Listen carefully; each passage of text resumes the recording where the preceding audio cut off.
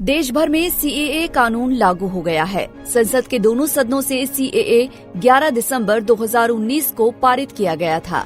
इसके एक दिन बाद राष्ट्रपति की ओर से इसे मंजूरी दे दी गई थी। विवादों में रहे सीएए को लागू किए जाने के बाद अब पाकिस्तान, बांग्लादेश और अफगानिस्तान से 31 दिसंबर 2014 से पहले भारत आने वाले गैर मुस्लिम प्रवासियों को नागरिकता दी जा सकेगी। एक ओर जहां सत्ता पक्ष इसे लेकर अपनी पीठ थपथपा रहा है, तो वहीं दूसरी ओर विपक्ष एक स्वर में इसके खिलाफ दिख रहा है। सीएए को लागू किए जाने पर विपक्ष ने इसे चुनावी स्टंट बताया है। वहीं इस पर बिहार के उप मुख्यमंत्री विजय सिन्हा और बीजेपी सांसद रविशंकर प्रसाद ने प्रतिक्रिया दी और विपक्ष को भी जवाब दिया। बदलते भारत का, विकसित भारत का स्वरूप साफ झलक रहा है और बिहार की भागीदारी और बिहार पर जो फोकस है वो स्पष्ट दिखाई पड़ रहा है। आज हर बिहार के लोग गौरवान्वित महसूस कर रहे हैं। देश के प्रधानमंत्री जी के द्वारा जो 85,000 करोड़ दिया गया, उसमें वंदे भारत से लेकर के दोहरीकरण का, नए रेलवे लाइन बिछाने का, नए स्टेशन का, कई तरह के विकसित कार्य करने का, ये रेल के अंदर एक क्रांतिकारी परिवर्तन है। और देश के प्रधानमंत्री जी ने विकसित भारत बनाने के लिए हर क्षेत्र में नए टेक्नोलॉजी के साथ विकास की गति को बढ़ा रहे हैं। आज की वंदे भारत अयोध्या भी जाएगी सर, अयोध्या होते हुए गोमती नगर जाएगी, कितनी बड़ी। देखिए, अब पटना से अयोध्या और लखनऊ भी जाएगी, कलकत्ता भी जाएगी, हम गुवाहाटी के तरफ जलपाईगुड़ी तक जाएंगे, सारे जगह, रांची भी जा रहे हैं। ये पटना पाटलिपुत्रा की धरती से हर अपने पड़ोसी स्टेट के राजधानी तक पहुंच रहे हैं। ये प्रधानमंत्री जी का उपहार, जिसके लिए हृदय से आभार। एक पॉलिटिकल सवाल है सर, सीए इम्प्लीमेंट हो गया है देश में, किस तरीके से इसको देख रहे हैं?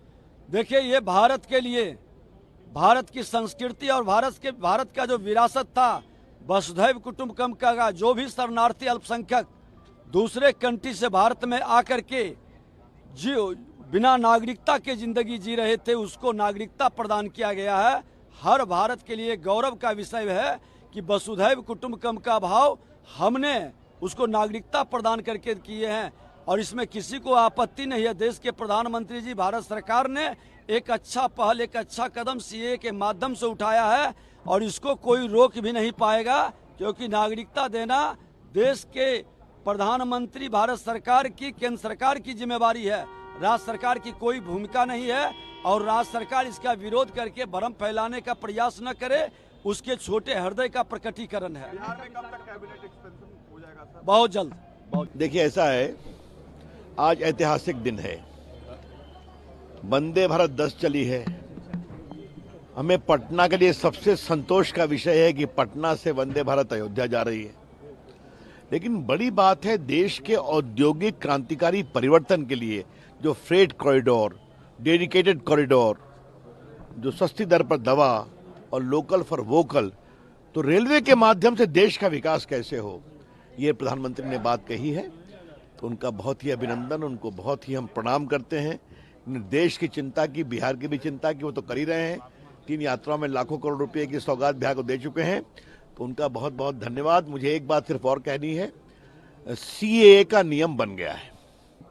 इसके लिए हम अपने भारत सरकार, प्रधानमंत्री जी और गृह मंत्री जी का बहुत अभिनंदन करना चाहेंगे। मैं बहुत विनम्रता से कहना चाहूँगा, सीएए देश के अल्पसंख्यकों के खिलाफ नहीं है। देश के मुस्लिम से इसका कोई लागू नहीं होता।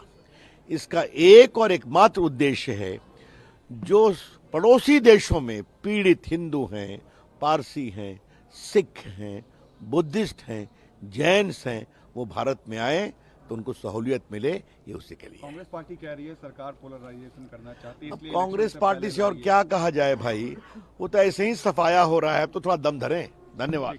बता दें कि सीएए भारत के संविधान की 6ठी अनुसूची में शामिल कुछ इलाकों में लागू नहीं होता है।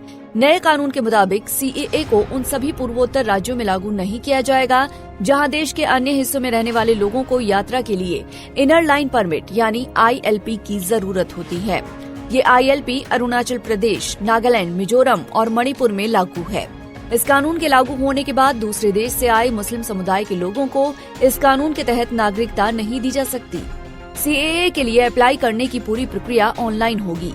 इस प्रक्रिया में आवेदकों से कोई दस्तावेज नहीं मांगे जाएंगे। गृह मंत्रालय ने आवेदकों की सुविधा के लिए एक पोर्टल तैयार किया है। आवेदनकर्ताओं को ये बताना होगा कि वो किस साल भारत आए थे और उनके पास वैध दस्तावेज नहीं थे। Bureau report, Punjab Kesari TV.